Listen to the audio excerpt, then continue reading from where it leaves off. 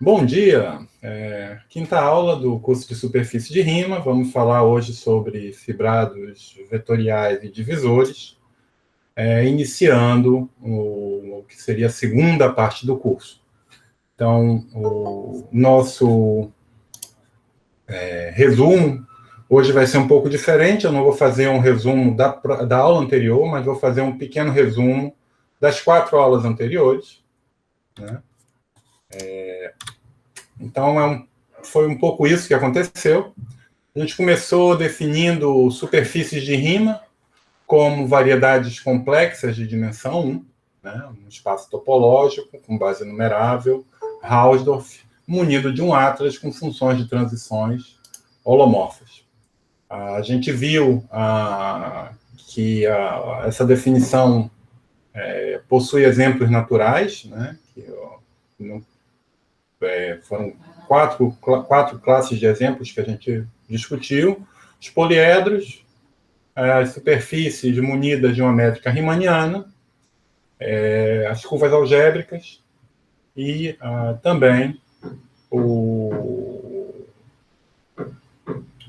esse espaço OC, né, que é o espaço natural onde formular o conceito de continuação analítica.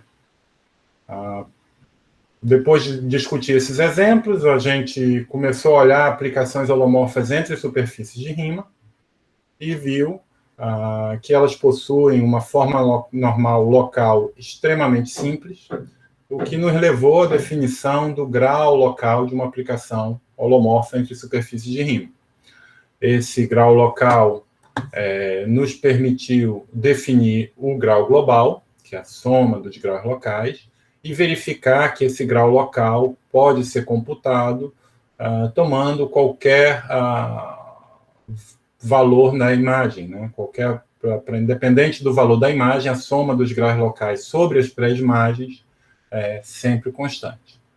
A gente, com uma facilidade relativamente grande, conseguiu descrever as aplicações de grau D, de P1 em P1, e discutiu também a classificação de superfícies compactas orientáveis. A gente viu que essas eram ou bem a esfera, ou bem a esfera com G-alças adicionadas. Aqui eu estou com uma esfera com 2 alças adicionadas, que é a superfície de gênero 2. A gente mencionou e explicou, né, que a gente não demonstrou essa classificação, mas mencionou que uma ferramenta chave para fazer a classificação é o conceito de triangulações, né? E de posse de uma triangulação, a gente pode definir um invariante importante para uma superfície de Riemann, que é a característica de Euler, né, que é a soma alternada do número de vértices menos o número de arestas mais o número de triângulos, e que é um número que independe da triangulação para uma superfície de Riemann compacta, e é sempre igual a 2 menos 2G.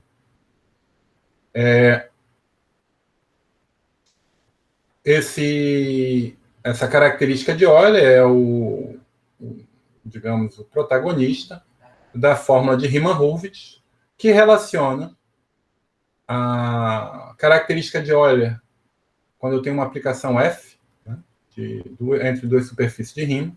Essa fórmula de Riemann-Hurwitz relaciona a característica de Euler do domínio com a característica de Euler do contradomínio via o grau da aplicação, envolvendo o grau da aplicação e uma soma dos graus locais. Isso aqui é a contribuição da ramificação.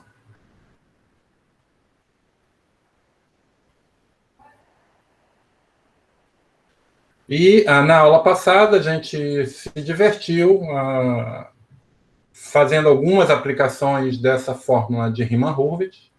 Uma delas era a classificação dos grupos finitos de automorfismos de P1, e outra era o teorema de Hurwitz, que limita a ordem de grupos finitos de automorfismos de superfícies de Riemann de grau de gênero pelo menos 2. Né? Na demonstração disso, a gente entendeu a importância do número 1 sobre 42 e do terno de inteiros 237. Bom, então foi um pouco isso que a gente viu nas 4 aulas que se passaram.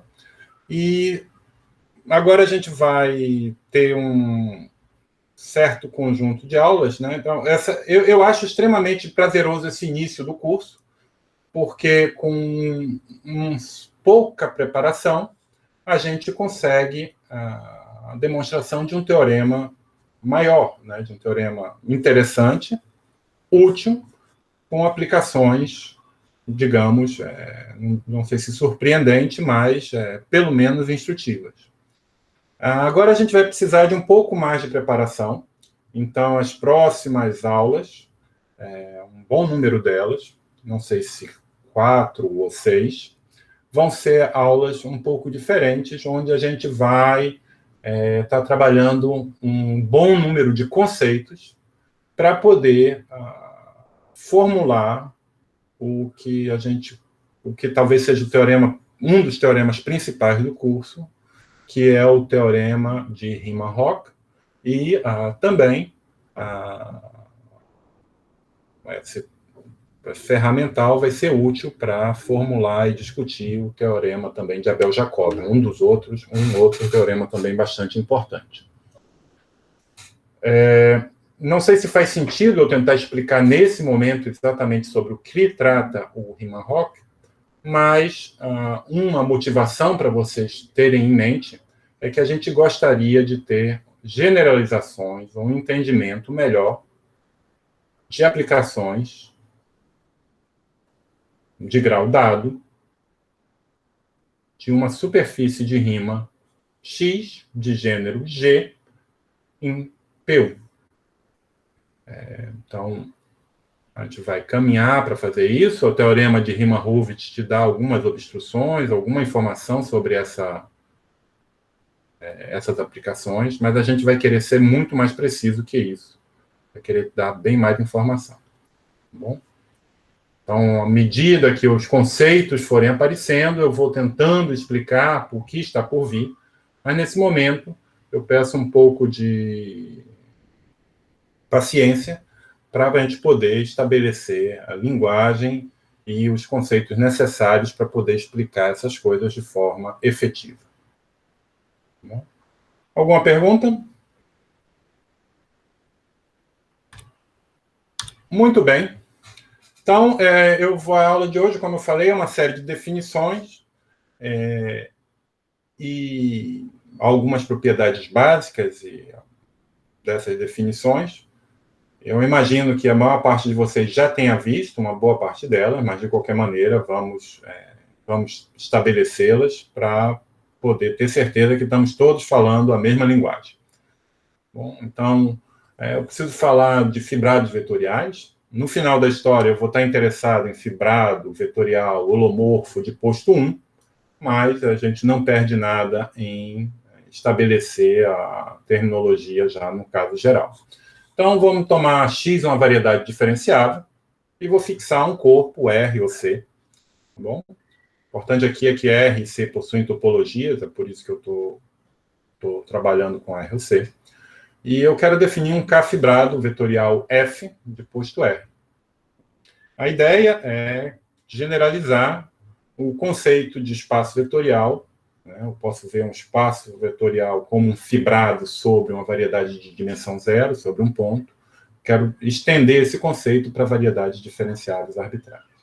Bom, então, um fibrado vetorial vai ser ele mesmo uma variedade diferenciável, munida de uma aplicação diferenciável, uma projeção, né, de F para X. Então, acho que a figura que a gente tem que ter em mente, eu tenho a minha variedade X e eu tenho aqui essa projeção. E sobre cada ponto, eu tenho um espaço vetorial de posto R.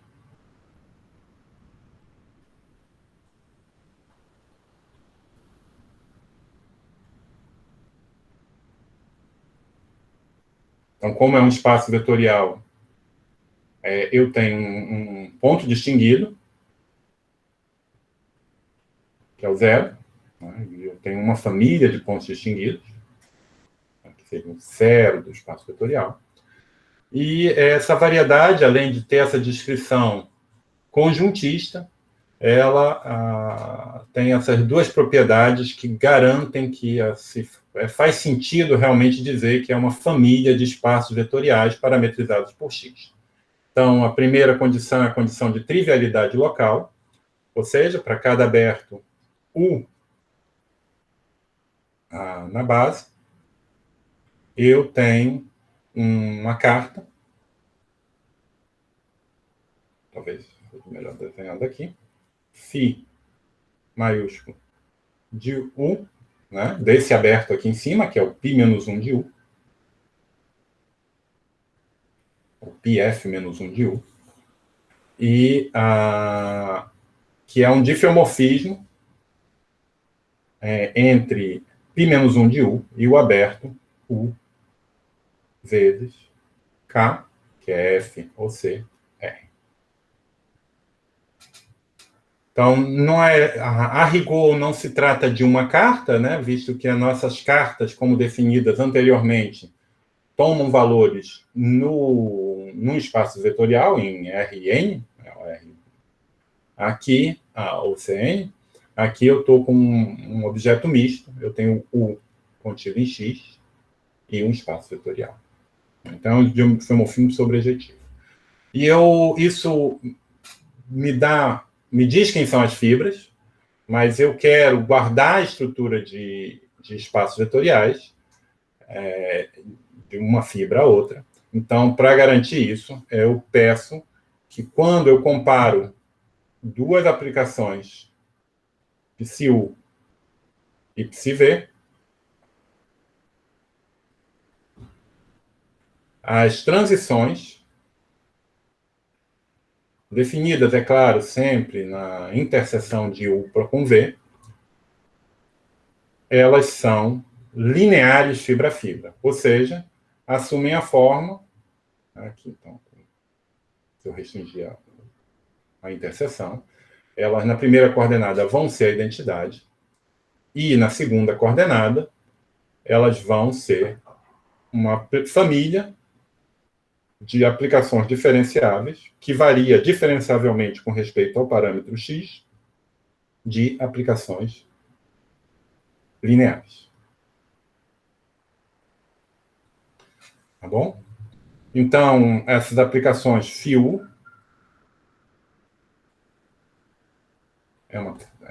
cada uma delas, né, é uma trivialização. E as aplicações GUV, ou φ-U, ou GUV, né, que estão aparecendo aqui, elas são as aplicações de transição.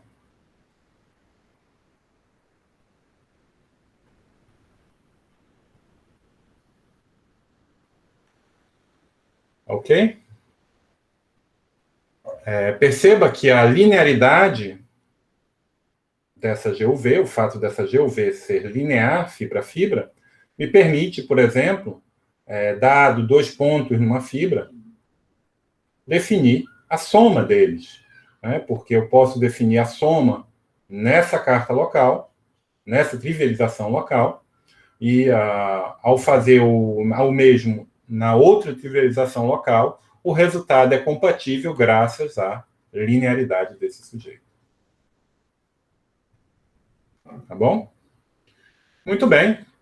Então, aqui esse é o conceito de fibrado vetorial, e a gente precisa, dado um fibrado vetorial, precisa saber comparar, dado dois fibrados vetoriais, precisa saber compará-los, e para isso a gente precisa do conceito de um isomorfismo entre fibrados vetoriais. Então, suponha que eu tenho dois, E e F, dois fibrados vetoriais sobre a mesma variedade, né? Cada um deles com uma projeção, π de E, na projeção de E para X, e π de F, a projeção de F para X.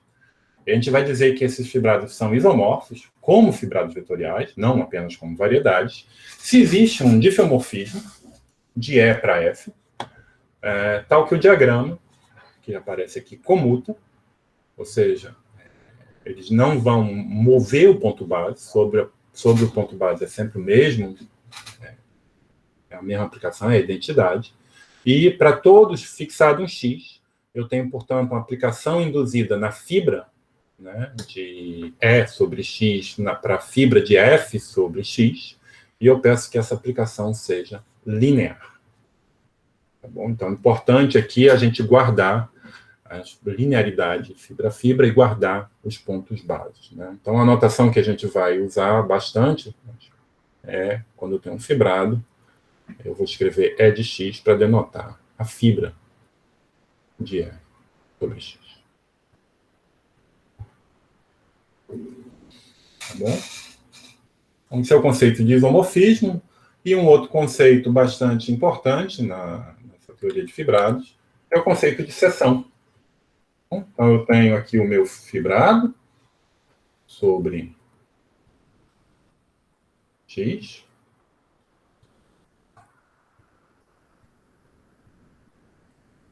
E a seção é simplesmente uma espécie de inversa dessa aplicação. É claro que não é uma inversa, porque X e E possuem dimensão distintas, mas vai ser uma aplicação de X para E, tal que composta, né, se eu começar em X, ir para E usando S e voltar para X usando π de E, isso é a identidade.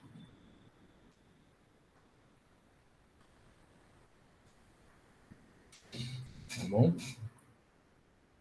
É claro que eu posso definir as seções locais também, para um aberto U, uma seção que não está definida em todo X, mas está definida apenas num aberto U de X. Todo fibrado, né, não importa qual categoria que você esteja trabalhando, fibrado diferenciável, holomorfo, que a gente já vai ver o que quer dizer, ele possui sempre uma seção, que a gente já viu no slide anterior, na verdade, é a seção nula. Né? Como eu falei, cada uma dessas fibras possui um ponto distinguido, que é a origem do espaço vetorial, que é o zero do espaço vetorial, e eu posso, então, considerar a aplicação que envia um ponto X no zero. Então, essa é a seção nula de um fibrado. Um pouco mais de notação, a gente denota as seções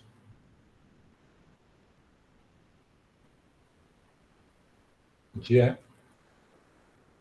como sendo gama XE, e as seções locais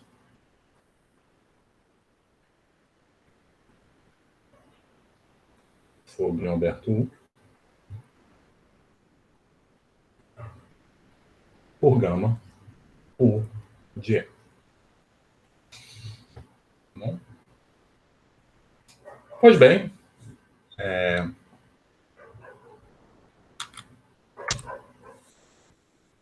na prática, né, principalmente ao longo desse curso, a gente vai, quando a gente trabalha no fibrado, apesar desse ser um objeto geométrico, uma variedade, etc., definida de forma bastante geométrica, na prática a gente vai trabalhar um fibrado de uma forma até um pouco mais concreta, né? Vai ser uma maneira conveniente de fazer muitas dos cálculos que a gente vai precisar para fazer um fibrado.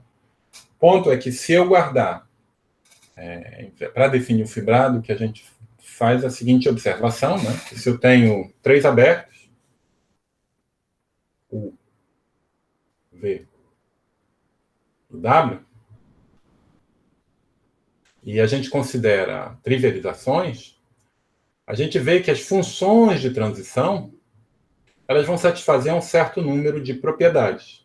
Né? Lembra que as aplicações de transição eram aquelas aplicações, né, quando a gente escrevia φ, né?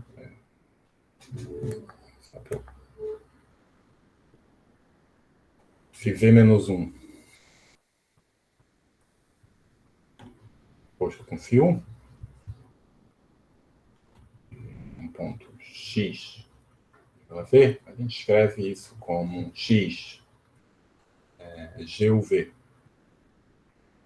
x vezes v, E quando eu tenho essa configuração de 3 abertos, essas aplicações G ou V, que são aplicações lineares, elas vão satisfazer algumas propriedades. Então, aqui a gente tem propriedade 1, né, que quando eu compor, sair do aberto U, ir para o aberto V e voltar para o aberto U, eu tenho uma identidade. E o mesmo vale quando eu tiver 3 aplicações, 3 abertos, e eu compuser GUV, GVW e GW. Bom? E, na verdade, o que acontece é que, para construir um fibrado, basta eu dar conjunto de aplicações, eu não preciso dar trivelizações, eu posso dar um conjunto de aplicações lineares, satisfazendo essas condições, e eu posso, portanto, a partir daí, construir um fibrado. Bom, como é que isso é feito? A construção é muito simples. Você faz, essencialmente, a única opção que você possui. Você considera, né, eu estou com uma cobertura,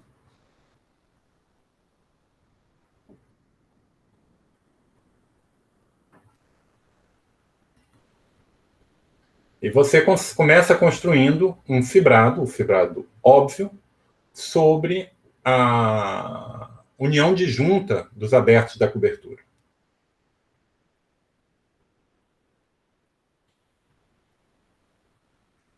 O fibrado óbvio seria simplesmente o produto de U por K, a potência R. É claro que isso é um fibrado, mas é um fibrado sobre essa variedade que não é conexa, um pouco desagradável, que é a união dos abertos U. Ok? Mas o que você faz é introduzir uma relação de equivalência nesses pontos. Né? Então, eu vou introduzir uma relação de equivalência.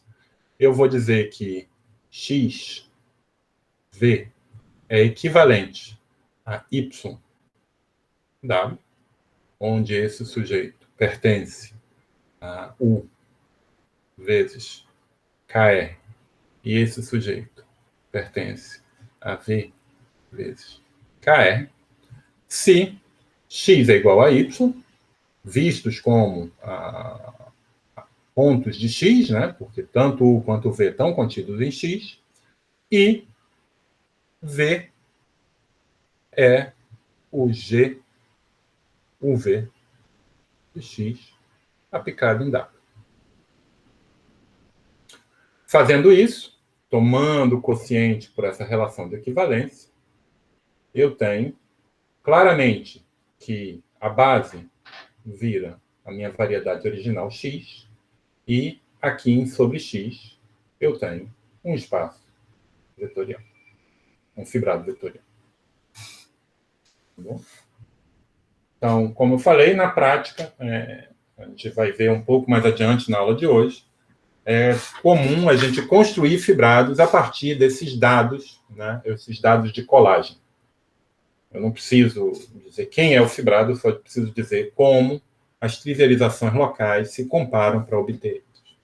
E é claro, se eu defino um fibrado dessa forma, é importante eu ver aqueles conceitos básicos de isomorfismo e de seção em termos desses dados. Tá? Isso que a gente vai fazer agora. Então, a primeira observação é que quando eu tenho 2 fibrados isomorfos, né, e eu escolho uma cobertura que funciona para os dois, e nessa cobertura eu tenho aplicações de transição GUV e HUV, tá? Para os fibrados E e E, de mesmo posto, a gente vê que os fibrados são isomorfos, né? Se somente se existe uma coleção de aplicações, beta, agora beta U, né, de U inteiro em GLR, tal que elas satisfazem essa condição. Eu convido vocês a fazerem essa verificação. Tá? É uma verificação, está nas notas, está escrito nas notas. Recomendo que vocês verifiquem, pode até ter algum sprint, né? Essas notas não estão acabadas, mas eu recomendo que vocês façam essa verificação.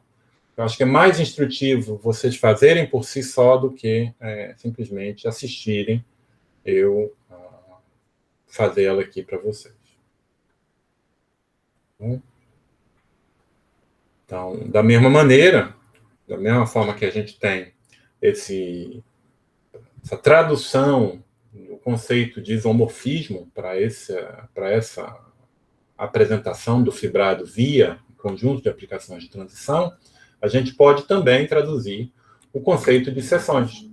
Né? Então, novamente, uma seção, né, de um fibrado vetorial determinado por uma coleção de aplicações de transição GUV, ela é determinada e determina uma coleção de aplicações de S de U em KR. Então, essa aqui é a expressão local da minha aplicação de transição no aberto U, né, na trivialização. E uma coleção dessas aplicações define uma seção se somente se S de U é igual a GUV S de V. Tá bom?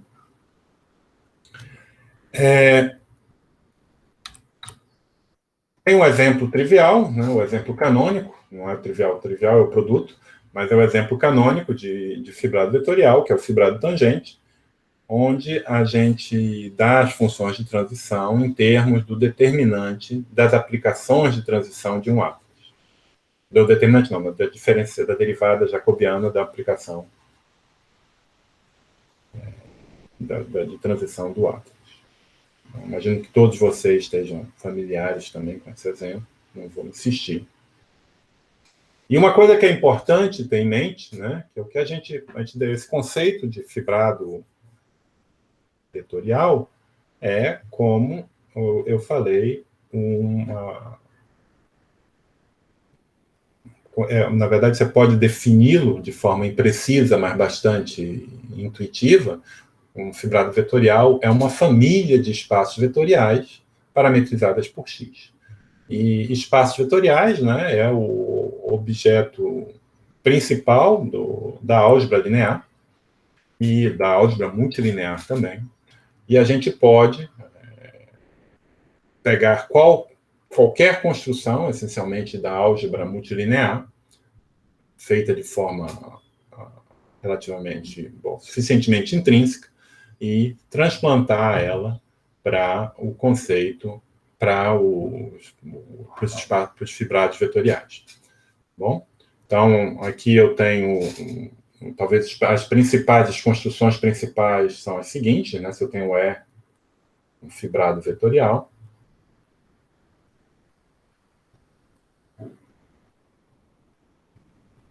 sobre um corpo K, eu posso definir o dual,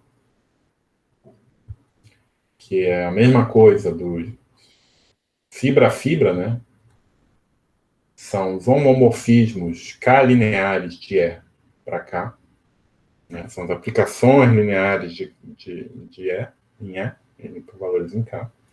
A gente tem também o produto tensorial. Temos as potências simétricas.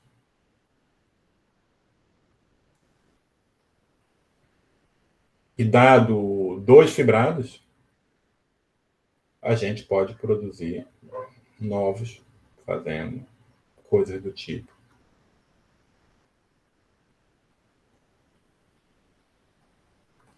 E é um exercício interessante, né, que eu convido vocês a fazerem, é pegar qualquer uma outra importante também é o produto exterior.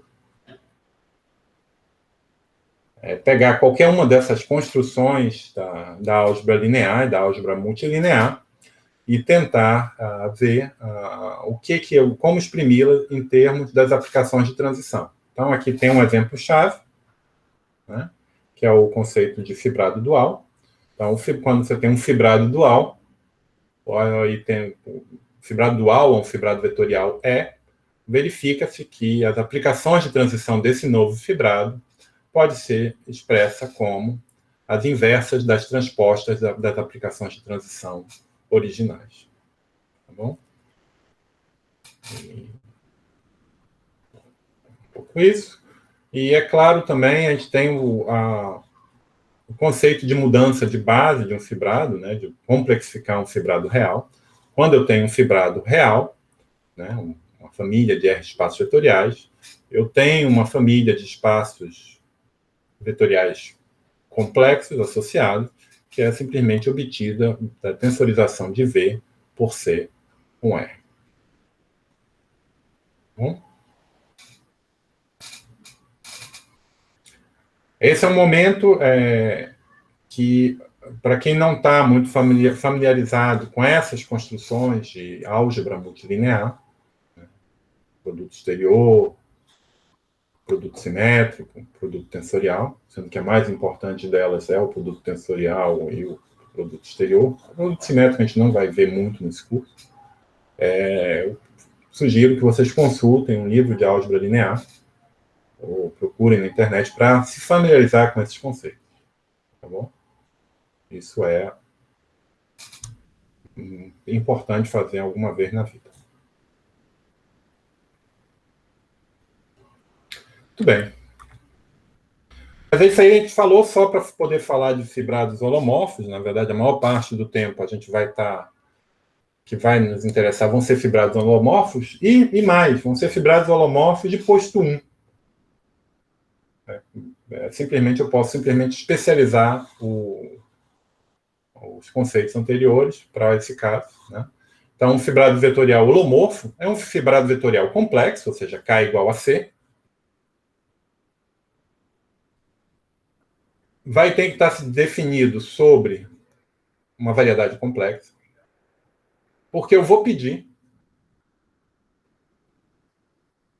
que as funções de transição G ou V sejam holomorfas.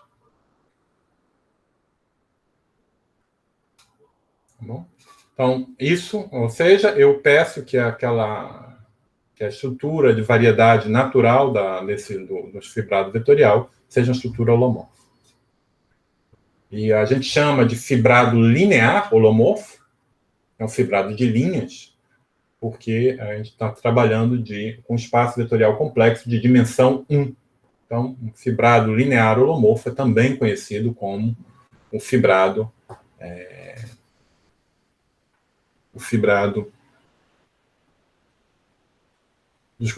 linear holomorfo é um fibrado vetorial holomorfo de posto 1.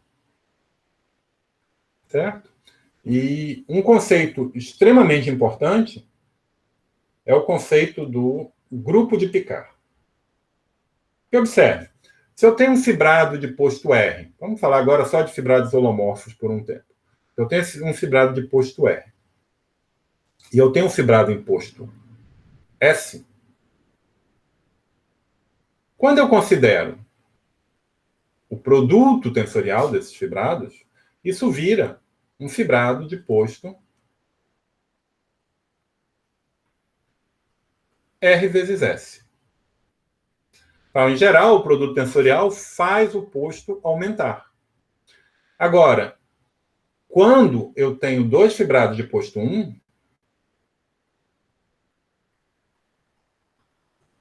eu vou ter que esse fibrado também tem posto 1. Aqui eu acho que no caso particular de posto 1, acho que vale a pena eu explicitar a construção nessa aplicação de transição, para vocês verem que não tem nada de outro mundo.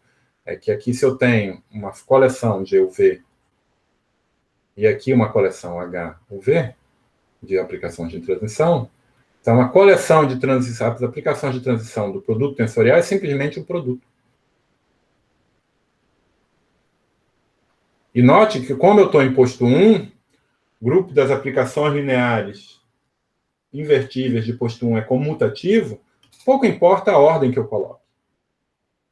Posso botar GUV vezes HUV, ou HUV vezes GUV, dá sempre a mesma coisa, porque a gente está em posto 1. Bom? E, da mesma forma, quando eu tenho um fibrado E, aplicação de transição GUV, o fibrado dual, né, que são as formas lineares no espaço de posto 1, permite uma descrição muito simples, a gente já fez no caso geral, mas em posto 1, transposta de uma matriz 1 por 1 é ela mesma. Então, isso aqui é simplesmente o inverso. Certo? Então, o que acontece é que quando eu considerar as classes de isomorfismo dos fibrados lineares, então, isso aqui é classes de isomorfismos, aquelas isomorfismos holomorfos, né? Isomorfismo de fibrados lineares. Isso é um conjunto, e eu coloco a operação de produto tensorial, isso vira um grupo. Onde a inversa desse grupo é dado pelo dual.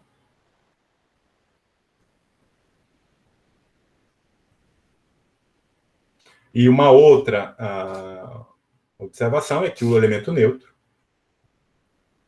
é o fibrado trivial.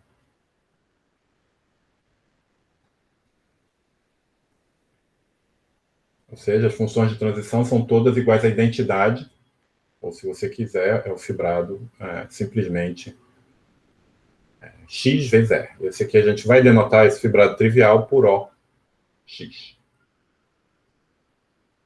Por que a gente denota por OX? Bom, lembra que a gente estava denotando as funções holomorfas num aberto U por O de X U. E aqui eu não estou usando o caligráfico, estou usando só o O para distinguir. A gente já vai ver, isso aqui vai corresponder a um outro conceito, mas esse O é para ser uma versão do O que está aparecendo aqui, porque as seções do fibrado trivial são as funções holomorfas.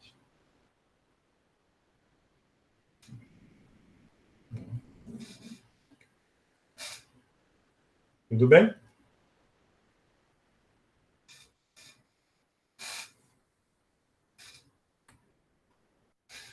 Um outro grupo que vai ser muito importante para a gente, né, é o chamado grupo de divisores. Que a gente vai denotar por div(x). E está definido aqui. Então, os elementos desse grupo é uma soma formal com coeficientes inteiros de pontos em x. Eu vou pedir apenas uma condição para essa soma, é que essa soma seja localmente finita.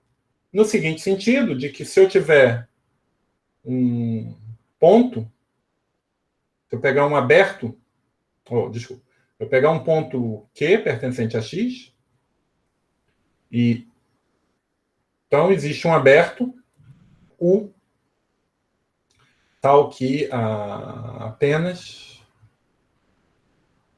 um número finito de... Então, dado que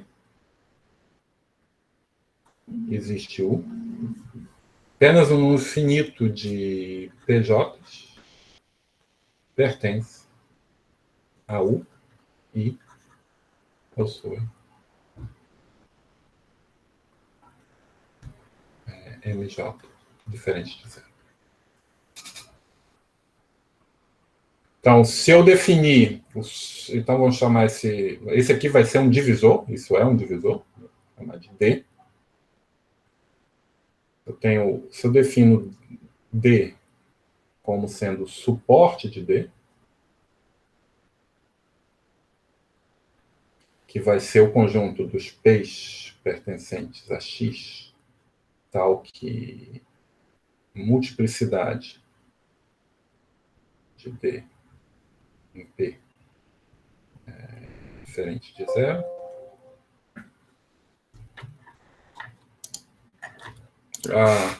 Que besteira, né?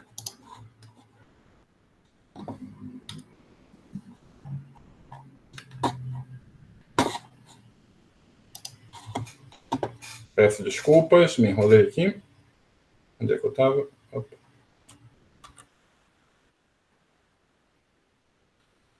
Aqui.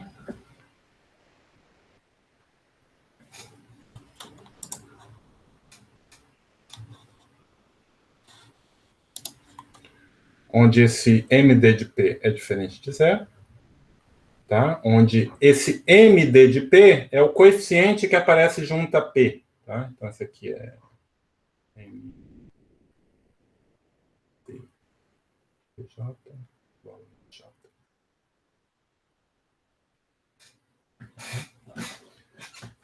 Então, se eu escrevo isso assim, o conjunto dos P's cujo índice é diferente de zero, o que eu estou falando é que a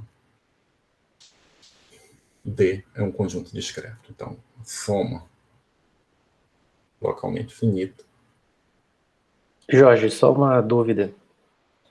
Para cada divisor, você tem uma coleção específica de PJs? Isso.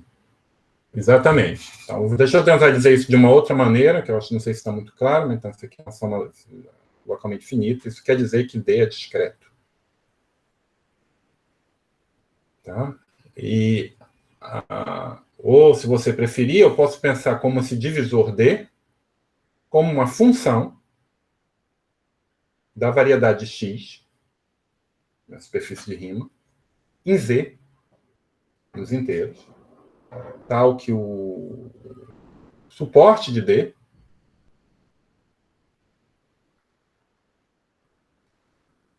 que vão ser os pontos x em x, ou p em x, tal que d de x é diferente de zero, é um conjunto discreto.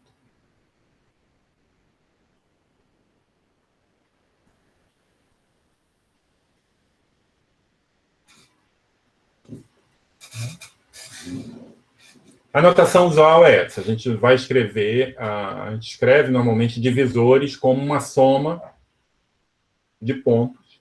E essa condição de ser localmente finita, no final das contas, na maior parte do tempo, vai ser simplesmente finita, porque a gente vai estar trabalhando, em geral, com uma superfície de Riemann compacta. Discreto num compacto é um conjunto finito. Então, se a superfície de Riemann é compacta, eu posso descrever isso de forma mais simples e dizer simplesmente que D é uma soma finita de pontos com coeficientes inteiros. Ô Jorge, quando é compacto, esse div coincide com aquilo que a gente estudou em topologia algébrica, né? O C0 dos complexos. Ou não? Sim, né? Sim, mas você vai ver que é completamente diferente. O que vai, bom, mas a gente vai ver isso, mas é verdade.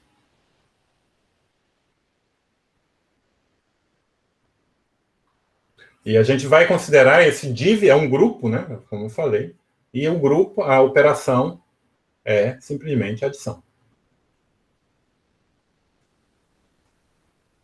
É um grupo enorme, né, não enumerável. Tem tantos elementos, tem tantos elementos quanto pontos em X.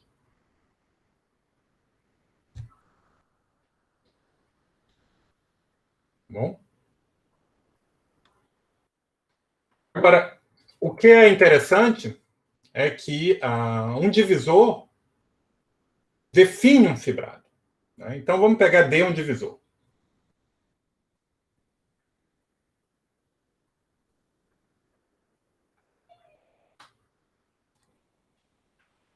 Ora,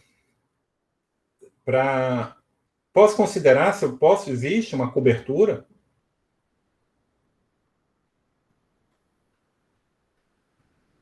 suficientemente fina de X, tal que, para cada um desses abertos, eu posso exprimir o meu divisor como zeros menos polos de certa função meromorfa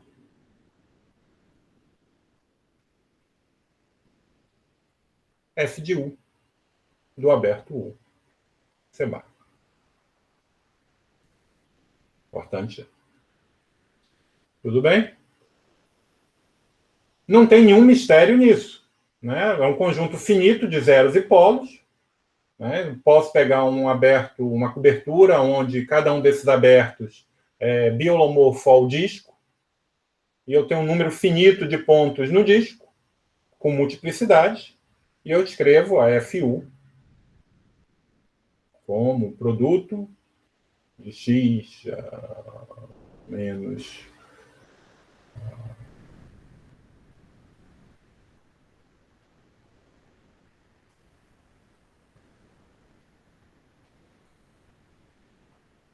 né, se eu tenho aqui φ U do aberto U no disco, por exemplo. Eu escolho esse aberto U, escolho a cobertura para que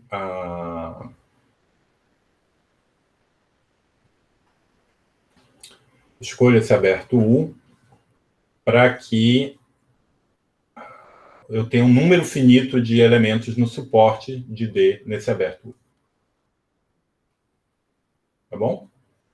Então, aqui eu tenho essa coleção de funções indexadas pelo aberto da minha cobertura. Agora, observa que em U interseção V, a função FUV, definida como F de U, restrita a U interseção V, por F de V, restrita a U interseção V, essa função, ela não se anula. É holomorfa, ou seja, não tem polos, e não se anula. Simplesmente porque na interseção, isso aqui é uma função de U interseção V para estrela, na interseção, o conjunto de zeros e polos de FU e FV coincidem. Então, saindo do divisor, eu produzi uma coleção FUV pertencente a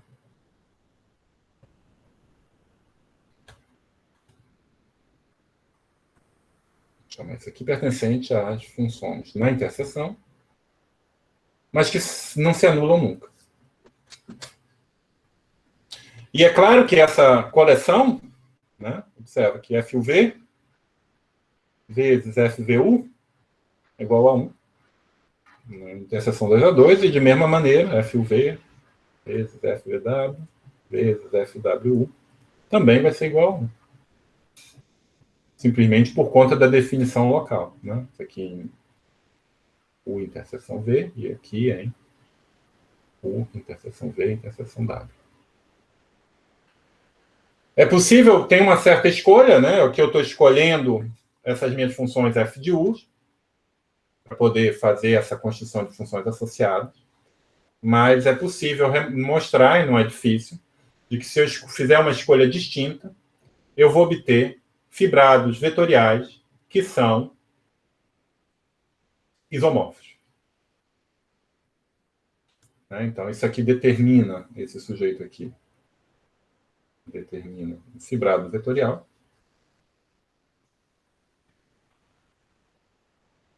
Fibrado linear, né? Um fibrado vetorial de posto 1, um fibrado holomorfo linear. E escolhas diferentes vão determinar fibrados lineares isomorfos. Tudo isso para dizer que eu estou construindo uma aplicação do grupo de divisores D, né? Pego um elemento D, e eu associo o fibrado determinado por essas aplicações de transição. E eu vou denotar esse fibrado por O de X de D. Note que o elemento neutro aqui, o zero, vai para o fibrado O de X, de acordo com essa notação. Vou chamar isso aqui de O de X. Observa também, por exemplo, se você vê o D, o menos D, vai para esse fibrado O de X menos D. E eu convido vocês a verificarem que esse fibrado é o O de X de D do O. Então, o que eu estou falando é que essa aplicação é um homomorfismo de grupos.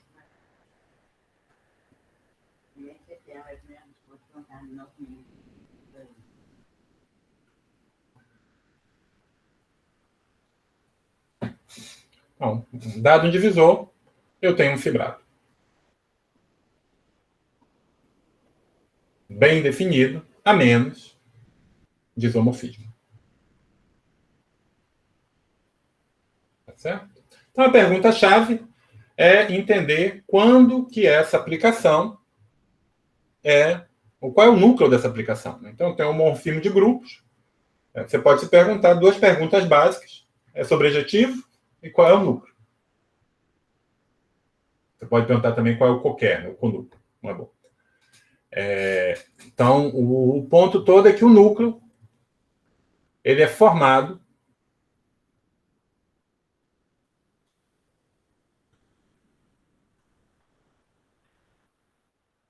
vai ser formado pelos divisores de funções meromórficas. Deixa eu mudar de slide e explicar isso um pouco melhor.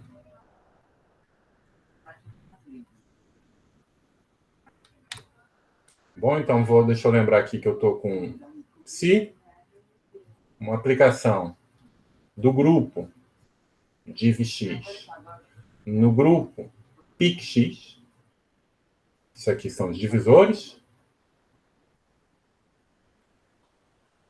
soma localmente finita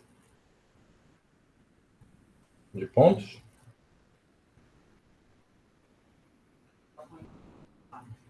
E aqui o pic_x, que é a classes de isomorfismo de fibrados lineares.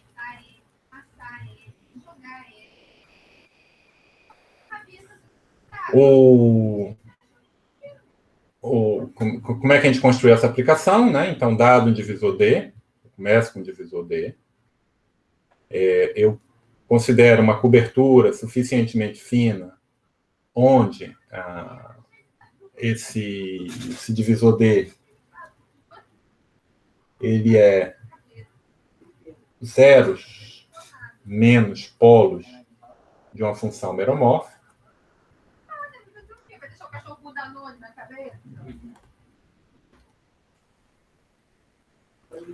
E a gente associa as funções de transição F u V, que vai ser FU por FV.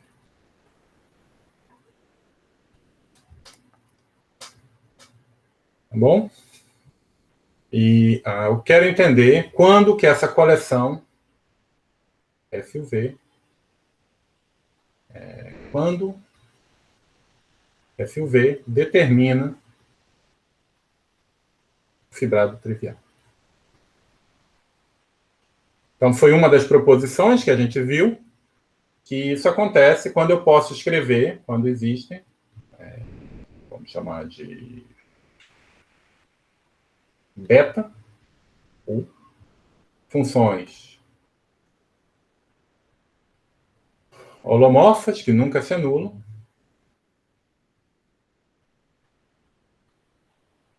acho que a F de U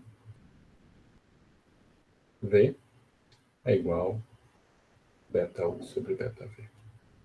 Note a diferença porque aconteceu aqui em cima. Aqui eu tinha funções meromorfas, com zeros e polos. E essa FUV é feita na transição. E aqui eu estou pegando funções que não têm zeros nem polos, também holomorfas. Eu estou escrevendo isso. Claro que o que acontece aqui, o que está por trás, é que essa coleção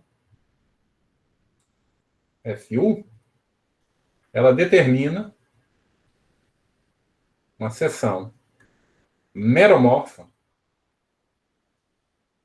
de OXD. E o fato de ser trivial, um fibrado de posto 1 é trivial, se somente se ele admite uma seção holomorfa que nunca se anula. Então, essa coleção, beta U, é a mesma coisa que uma seção holomorfa que nunca se anula. Não é difícil ver que um fibrado é trivial se somente se admite uma seção, um fibrado linear é trivial se somente se admite uma seção holomorfa que nunca se anula. E aí vocês explicitam um isomorfismo com fibrado trivial simplesmente enviando as seções constantes do fibrado trivial em múltiplos dessa seção que nunca se anula. Ou seções. E Agora, quando vale isso? Né? Se esse fibrado é trivial, então se D pertence ao kernel de psi, então eu posso considerar a minha FUV definindo o FU, a coleção FU definindo D localmente. Posso considerar o beta U e beta V, que é a coisa que quando determina um fibrado trivial, e tomar esse quociente. E o que acontece é que essa função, essa nova função meromorfa definida em U, ela, quando eu restringo a interseção de U com V, ela coincide com a função em U com V. Então, eu posso definir uma função meromorfa global, como se define, f de x em C barra, meromorfa global, tal que o fibrado D é F0 menos F infinito. Não, note que aqui eu estou usando essa notação, já usei várias vezes, eu espero que esteja clara. Quando eu escrevo F entre parênteses, subíndice 0, são os zeros, o divisor de zeros contados com multiplicidade, ou seja, eu escrevo a soma dos pontos onde é zero, cada um com uma multiplicidade igual à multiplicidade do zero, menos o divisor de polos. Então, isso é o núcleo. Então, a gente tem esse núcleo, a gente dá um nome que é o PDIF, que é o subgrupo dos divisores principais. Então, a gente diz que um divisor, o principal é o divisor de zeros menos polos de uma função meromorfa global.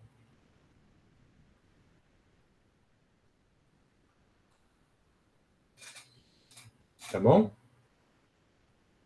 Então, tá aí a definição de divisores principais, é o subgrupo, e o que a gente tem agora é uma aplicação de x, PDIV x, indo para pique de x. Bom, isso agora é uma aplicação injetiva. E uma das coisas que a gente vai ver no curso é que essa aplicação, na verdade, é sobrejetiva também. Tá? Então, é um isomorfismo de grupos. Tá bom? Deixa eu fazer um exemplo.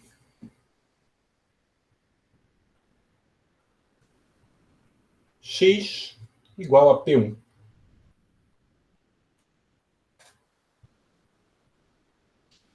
Tá bom?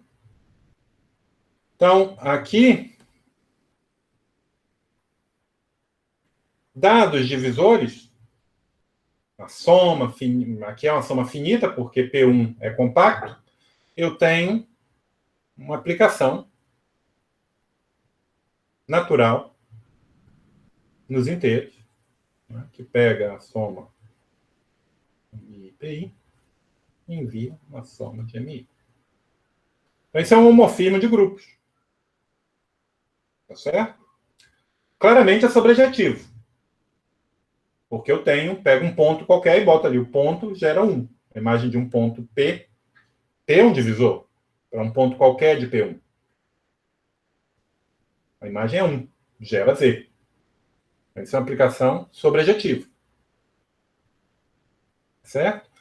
E o núcleo é o quê? É um divisor de grau zero. O que quer dizer grau zero? É dizer que eu tenho tantos elementos positivos quanto elementos negativos. E não é aquela proposição que a gente mostrou que dado um divisor, dado soma de pontos, com dois conjuntos de pontos com somas de multiplicidades iguais, eu podia construir uma função com aqueles zeros e aqueles polos. Então, o núcleo dessa aplicação é justamente PDIV de x.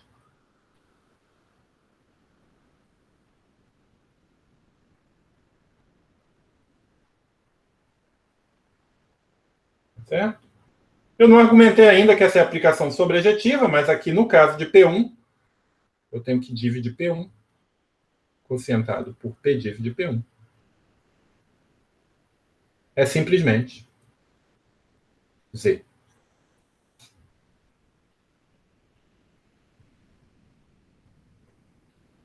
Talvez nessa altura da carreira de vocês tenha sido a maneira mais convoluta de apresentar os inteiros, né? E pode ficar aquela pergunta de por que tanta confusão para falar do grau de um divisor, para falar somar os coeficientes de um ponto. O ponto, a questão é que para superfícies de rima de gênero maior ou igual que 1, esse grupo é muito mais interessante. Esse grupo que aparece aqui, ele deixa de ser discreto, ele não vai ser discreto, ele vai ter uma componente contínua, e ele vai adquirir ele mesmo uma estrutura de variedade complexa, e ele vai codificar muito das propriedades das superfícies de rima. Enquanto toda variedade, toda superfície orientável, compacta, de gênero G é a mesma coisa, o mesmo diferencial é a mesma coisa, as superfícies de rima, elas mudam muito, mesmo quando o gênero está fixado. Tá? Possuem propriedades analíticas muito diferentes, isso é um dos temas do curso, é como explorar e como detectar a diferença dessas variedades. E uma das ferramentas é justamente esse grupo. Então, a gente pode, nessa altura, simplesmente entender que esse grupo não vai ser sempre assim, simples desse jeito. Então, é um exercício, mas eu acho que é instrutivo a gente fazer nessa altura. Então, vou pegar X, superfície de rima compacta.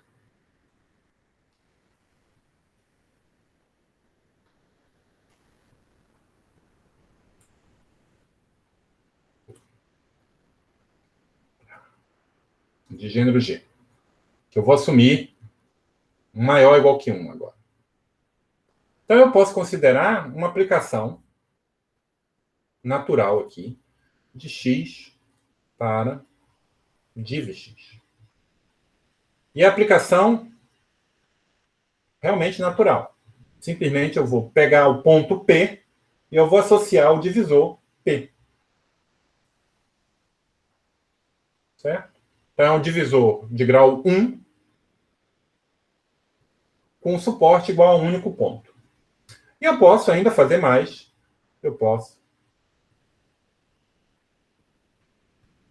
quocientar pelo grupo dos divisores principais. Certo? Claro que isso aqui não é uma aplicação, não é um morfismo de grupo, eu não estou discutindo continuidade, não estou discutindo nada. É uma aplicação entre conjuntos. Estou pegando o conjunto X, que é um conjunto não enumerável, e estou enviando nesse grupo. Isso aqui é um grupo. Tá bom? E um fato, vou chamar isso aqui de φ, é que φ é injetivo. Em particular, esse grupo é não enumerável. Não é um grupo bem diferente do caso de P1, onde esse grupo era um grupo discreto, e aqui ele é um grupo um pouco mais complicado. Tá bom? Como é que a gente vê isso? Suponha que não. Então, suponha que φ de P é igual a φ de Q.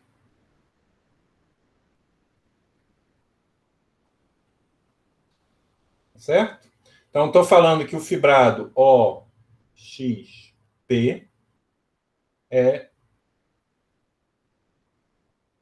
ou melhor, talvez não precise nem falar de fibrado.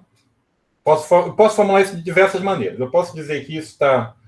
Como eu sei que essa aplicação, né, pelo que a gente fez anteriormente, a aplicação em pique é injetiva, eu estou dizendo que esse fibrado é isomorfo a esse fibrado. Ou, se você preferir, eu estou dizendo que o fibrado, diferença entre os dois, que é o P menos Q, é isomorfo ao fibrado trivial. Mas isso quer dizer que existe uma função f de x para P1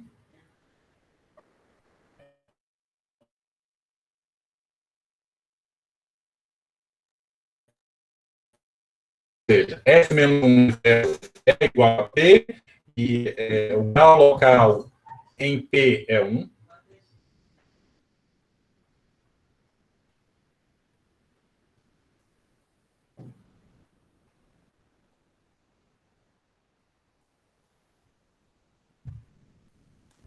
E F infinito igual aqui.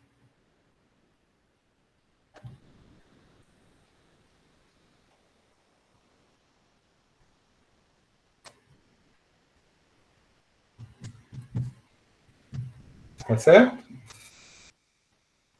Mas agora, o que eu posso fazer? Quando eu tenho uma aplicação, o que a gente faz? Usa Riemann-Hurwitz. Tá certo? Então, como é que é Riemann-Hurwitz? É menos que de que igual a grau de F menos que de Y mais uma soma dos graus locais.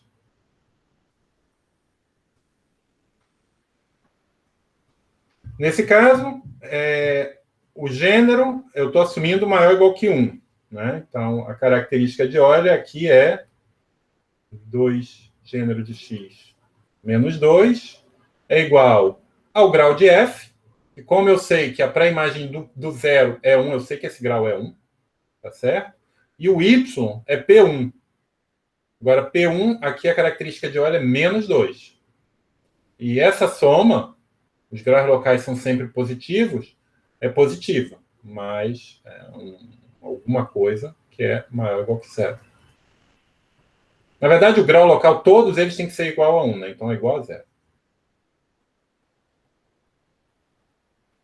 Então, o gênero, eu estou chegando que isso aqui é sempre maior ou igual que 0.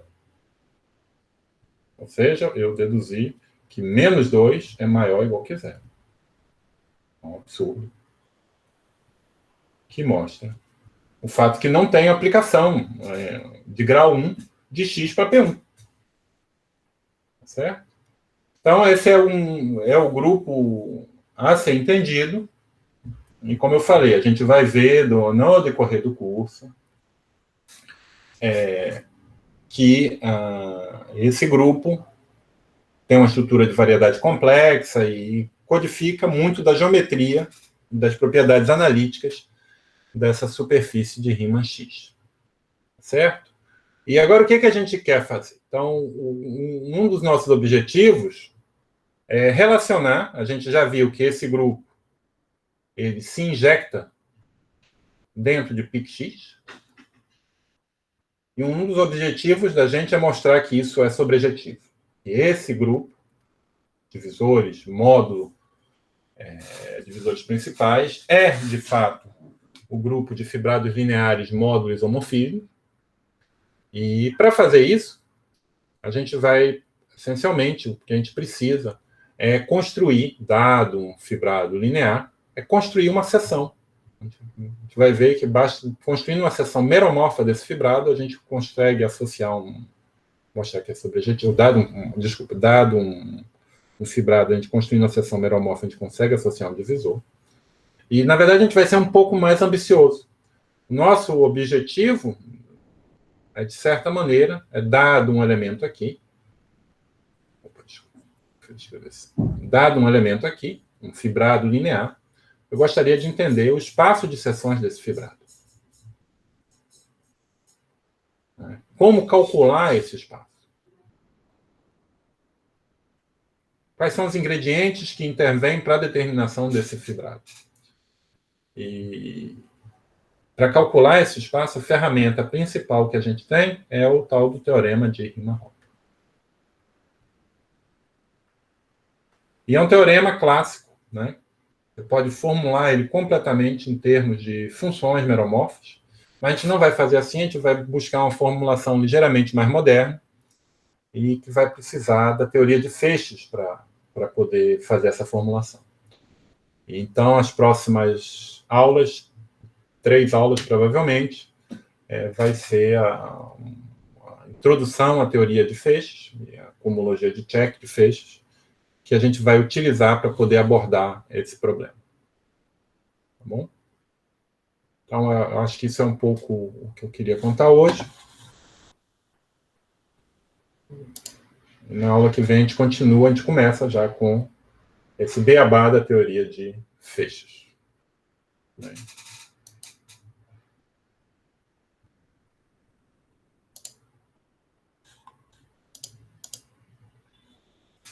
Vou interromper a gravação.